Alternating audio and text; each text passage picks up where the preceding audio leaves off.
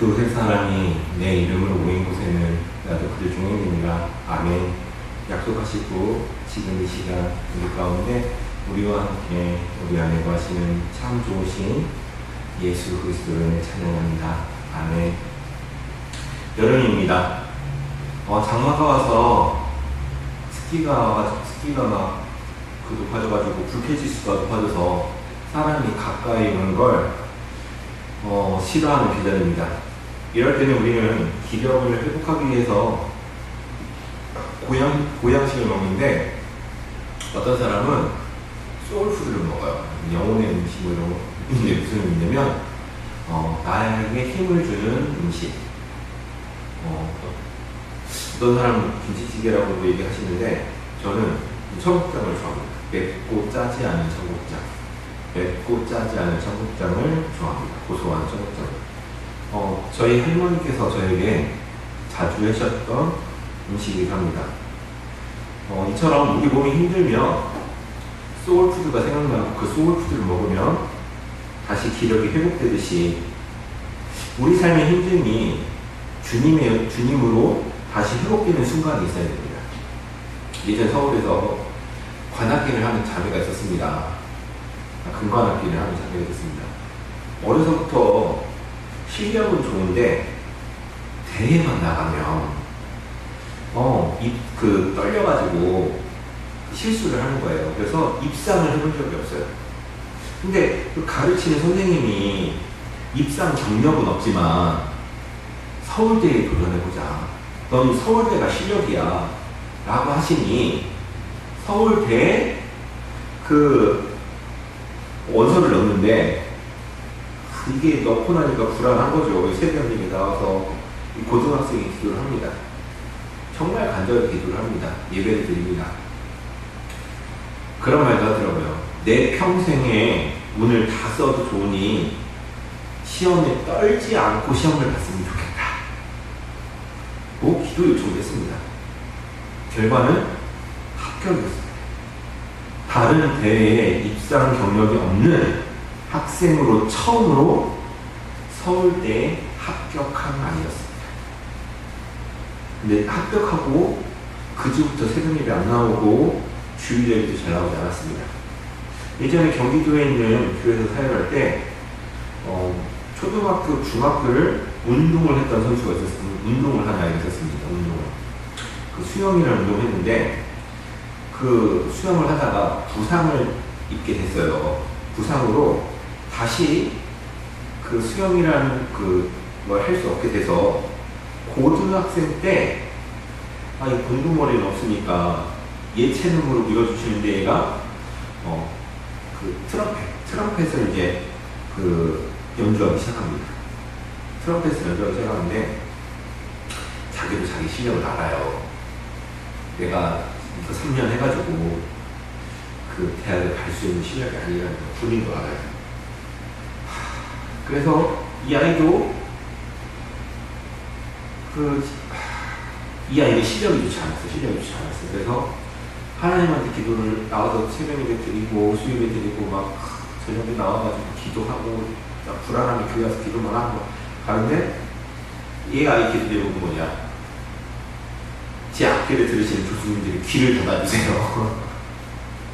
제가 연주할 때 선생님 귀들이 귀를 닫아서 이렇게 잡담을 하는 걸 해서 제 실력이 다른 애들과 분간이 안 되게 해주세요. 라는 그런 기도 제목을 했어요. 그리고 걔는 중앙대인대 합격을 하게 돼요. 그리고 이건 하나님이 하신 일이야. 내 실력으로 꿈도 쏘는 일을 하나님이 하셨어. 라고 간증을 합니다. 근데 중앙대 합격을 하니까 입학하기 전부터 교수님들이 얘네들 호출을 해요. 호출해서 무슨 스쿨을 운영해가지고 거기 와서 봉사해라 라고 하는 거예요. 근데 담당 교수 말이니까 얘네가 모든 스케줄 빼놓고 가는 거예요.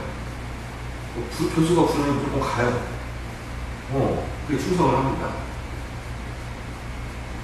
근데 이 형제 자매는 이 일을 평생 잊을 수 없습니다. 하나님께서 우리 각자의 삶에 이렇게 평생 잊을 수 없는 이들을 통해서 하나님이 우리를 잊지 않고 계심을 드러내시고 다시 힘들 때 하나님 앞에 나오게 하십니다. 그리고 하나님 앞에 새 힘을 얻게 하십니다. 충전, 세 번째 시간. 우리는 주 안에서 목마르지 않는 충전을 받아야 합니다. 오늘 본문의 말씀을 통해서 어떻게 그게 가능한지에 대해서 이야기를 합니다. AD 27년 예수님께서 예루살렘을 방문하신 후 세례 문제 때문에 바리새인들과 다툼이 생깁니다. 그래서 갈릴리를 돌아가는 길에 일어난 사건입니다. 오늘 읽지 않았지만 3절, 4절 말씀에 뭐라고 되어 있냐면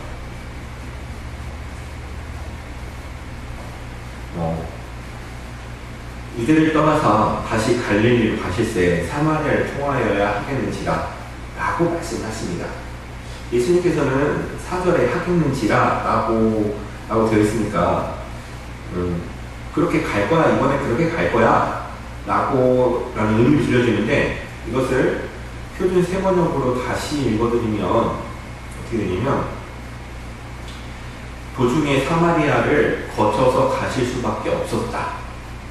그러니까 강제적인 의미로 부여된 거예요. 그 길로 꼭 갈 거야, 그 길을 통해서만 갈 거야 라고 하십니다. 그리고 6절 7절 말씀에 거기에 또 야곱의 우물이 있더라. 예수께서 길 가시다가 피곤하여 우물 곁에 그대로 앉으시니 때가 6시쯤 되었더라. 사마리아 여자 한 사람이 물을 기르러 왔으며 예수께서 물을 좀 달라 하시니. 아멘.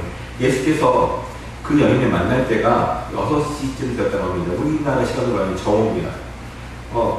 태양이 가장 강렬한 그 시간에 이 여인은 가장 두렵고 떨리는 마음으로 여기 찾아옵니다. 가장 밝은 곳에서 어둠을 찾아 피해 다닙니다.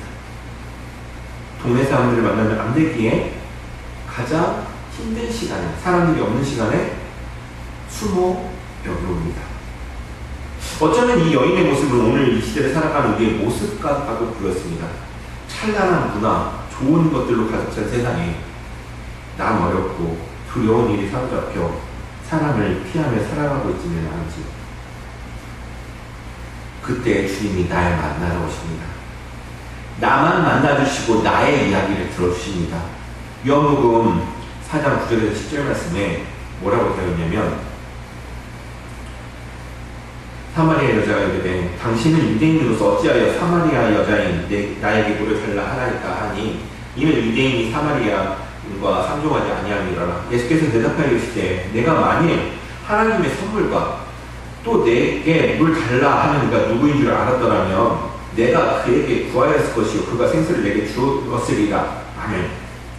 라고 말씀하십니다. 근데 이게 저희들이 알고 있는 얘기지만 이게 주인과 객이 바뀌어요. 그러니까 무슨 말이냐면, 처음에 예수님이 이 여인에게 물을 달라고 해요.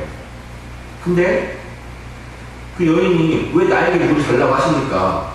그러니까 예수님이 내가 누군지 알았더라면 다시는 목마르지 아니하리라 라고 말하니까 그 여인이 그럼 그 물 나에게 주세요, 다시 목마르지 않게. 내가 만약 하나님의 선물과 또 내게 물 좀 달라는 이가 누구신지 알았더라면, 그러니까 라고 말씀하십니다. 이 선물은 예수 그리스도께서 주시는 생수입니다. 예수님이 주시는 구원과 영원한 생물을 생수로 비유하여 오늘 선물이라고 표현하셨습니다. 그런데 이걸 알아듣지 못해요. 그런데 예수께서 여인에게 묻습니다. 이럴 때 16절 말씀에 이럴 때 가서 내 남편을 불러오라. 이 여인이 왜 가장 뜨겁고 한낮의 우물을 사람들을 피하여 왔는지 가장 수치스러운 마음을 드러내게 하십니다. 그리고 16절 말씀에 너에게 5 남편이 있었고 지금 있는 자도 내 남편이 아니니 내 말이 참되도다. 아멘. 이게 무슨 말이냐면 대대개론이에요. 대대개론. 그러니까 뭐냐면 지금 있는 자도 내 남편이 아니니 내 말이 참되도다. 이 말이 뭐냐면 대대개론은 형제가 죽고 형제가 죽었을 때 형제가 친척이 남편을 대신하는 제도입니다. 근데 남편이 5이나 있었어요. 그러니까 그 남편을 대신하여서 아이를 갖게 도와주는 사람이 4명에서 4명이 다 죽음을 당했습니다. 그리고 5번째 남자가 있는 얘는 그냥 그 아이를 갖게 도와주지 않아요. 왜? 내가 잘못될까봐. 그럴 수도 있는 거예요.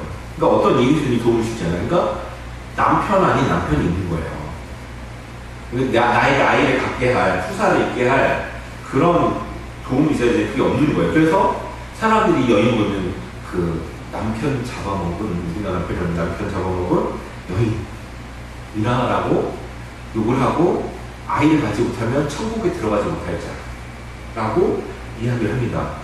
천국을 그렇게 사모하는데 천국에 들어가지 못하는 거예요. 그래서 여인이 남자 예수님이 말합니다. 19절 말씀에 여자가 이르되 주여 내가 보니 선지자로소이다. 아멘. 그러니까 예수님을 그 선지자라고 이야기를 합니다. 그러면서 이 여인이 19절 말씀에 바로 이어서 하시는 말이 뭐냐면 우리 조상들이 이스라엘에서 예배하려는데 당신들이 말은 예배할 곳이 예루살렘에 있다 하더이다. 아멘. 그러니까 이 여인은 사마리아인으로서 예루살렘에 갈 수가 없어요. 그러니까 하나님의 말씀을 갈급하고 하나님의 그 예배드리는 처소를 찾는데 이 여인에게 예수님께서 뭐라고 얘기하셨냐면 21절 말씀에 예수께서 이르시되 여자여 내 말을 믿으라. 이 산에서도 말고 예루살렘에서도 말고 너희가 아버지께 예배할 때가 이르리라. 아멘. 그래서 뭐라고 하냐면 예배할 때가 이른다라고 얘기하시는 거예요. 이 여인은 장소에 대해서 물어보시고 예수님은 때에 대해서 얘기를 하세요. 우리가 예배당에서만 주님을 만나는 게 아니라 우리 삶의 참 영역에서 주님을 만날 수 있다라고 말씀하시는 거예요. 예배당에 와서는 다른 곳에서 할 수 없는 주님의 말씀을 직접적으로 듣고 주님의 말씀의 은혜를 받고 그 말씀의 힘을 얻는 그런 일에 집중되는 시간이지만 다른 곳에서는 그렇지 않지만 그곳에서도 예수님은 계십니다. 오늘 우리가 살아가는 모든 곳에 이 우물가 여인과 비슷한 일이 일어나고 있습니다. 그럼 우리는 어디에서 주님을 만날 수 있을까 고민하고 있습니다. 근데 주님은 넌 어느 시간에 나와 만나겠니? 라고 물어보시는 거예요. 넌 어느 시간에 나와 만나겠니? 우리는 장소에 대해서 고민하는데 예수님은 지금 때에 대해서 얘기하는 거예요. 나는 너와 함께 하고 싶어. 그래서 예수님은 23절 24절 말씀에 아버지께서 참되게 예배하는 자들은 영과 진리로 예배할 때가 오나니 곧 이때라 아버지께서는 자기에게 이렇게 예배하는 자를 찾으시느니라. 하나님은 영이시면 예배하는 자가 영과 진리로 예배할지니라. 아멘. 그러면서 23절 24절 말씀 얘기하십니다. 참되게 예배하는 자는 영과 진리로 예배할 때가 온다라고 예수님은 영과 진리로 예배할 때라고 말씀하십니다. 근데 개혁한글 성경에 보면 24절 말씀이 뭐라고 하냐면 하나님은 영이시니 예배하는 자가 신령과 진정으로 예배할지니라 라고 말씀하십니다. 근데 그 공동번역에 보면은 하나님은 영적인 분이시다. 그러므로 예배하는 사람들은 영적으로 참되게 하나님께 예배를 드려야 된다 라고 말을 하면서 신령과 진정, 참되게 예배를 드려야 된다 라고 말하면서 온 마음 다해 드리는 예배라고 온 마음을 집중하여 드리는 예배. 그러니까 예배라는 단어의 의미는 키스입니다. 키스라는 단어에서 예배라는 단어가 파생되는데 키스할 때 그 사람에게 집중해서 그 사람만 바라보고 하잖아요. 그 주님만 바라보는 주님에게만 집중하는 그게 예배인 거예요. 그래서 온 마음을 다해 드리는 예배라고 하는데 오늘 본문에서는 개혁되면 그게 맞다면 신령과 진정으로 온 마음 다해 참되게 라고 표현을 해야 될 텐데 영과 진리로 예배를 드리라고 하는 거예요. 영과 진리로. 의미가 달라졌다는 거죠. 원래 의미가 뭐냐면 물과 성령으로 거듭나 예수 그리스도의 마음으로 드리는 예배. 그러니까 하나님에게만 집중하는 것을 넘어서서 하나님의 말씀을 드리려고 은혜 받으려는 것을 넘어서서 성령님을 받아서 예수 그리스도의 마음으로 드리는 예배. 그러니까 제가 오늘 이 충전이라는 의미로 그리고 전에 드렸던 그런 설교들이 주님에 흐려져야 되는 거예요. 우리가 이 목사님이 왜 이런 이야기를 하실까? 왜 이런 이야기를 하나님이 이 목사님에게 은혜를 주셨을까?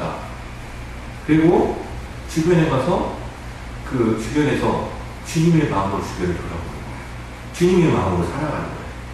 그게 영과 진리로 드러진 일이에요. 그리고 예수님께서 그 여인이 메시아에 대해서 물어보자 25절 말씀 여자가 이르되 메시아 곧 그리스도라 하는 이가 오실 줄을 내가 아노니 그가 오시면 모든 것을 우리에게 알려주시리이다. 예수께서 이르시되 내가 말한 내가 바로 그니라 라고 말씀하십니다.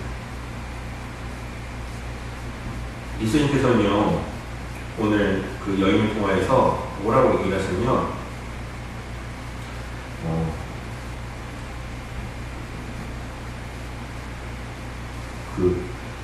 처음에 9절 말씀에 사마리아 여자가 이르되 당신은 유대인으로서 유대인이라고 말하면 처음에 유대인이라고 말합니다. 그러다가 예수님과 대화가 이어진 후에 당신은 선지자입니다 라고 이야기를 합니다. 그리고 나서 이 일을 행하는 내가 행한 모든 일을 내가 말한 사람 와서 보라 그는 그리스도가 아니냐 하니 그리고 나서 예수님이 그리스도이십니다 라고 이 여인이 고백하게 돼요. 주님이 우리에게 그분이 어떠한 분이신지를 알게 해주는 믿음의 성장의 방법을 지금 이 여인을 통해서 설명하십니다. 그래서 이 여인이 회복된 역사가 나와요. 이전에는 사람들을 피하지만 이제 사람들을 찾아갑니다. 찾아가서 와서 보라. 그가 그리스도인 걸 보라. 그리고 그 예수님은 저님 말씀을 듣던 은혜가 됐어요.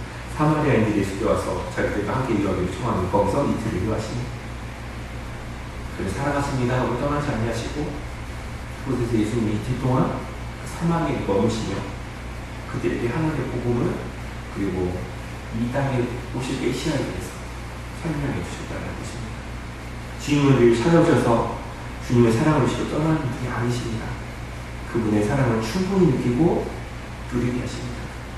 이 사랑으로 다시 충전되어 이 너무 여러 무게주시가 높아질 것이 아니라 주님의 은혜가 더 커지는 시간들을 소망합니다. 우리 다 같이 기도하시겠습니다.